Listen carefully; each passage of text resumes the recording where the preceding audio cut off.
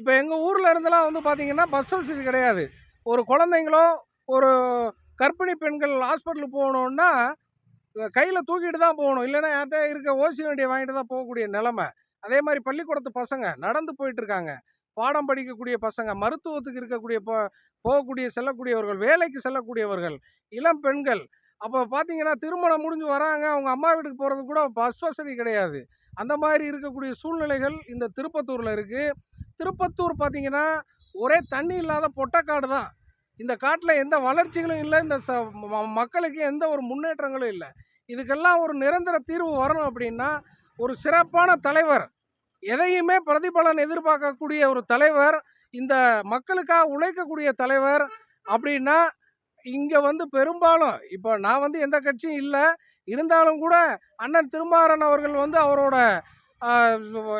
இந்த தொகுதியினுடைய வளர்ச்சிக்காக அவர்களுடைய முன்களப்பணி வந்து ரொம்ப சிறப்பாக இருக்குன்றது மக்கள் எல்லாரோட கூற்றாக இருக்குது.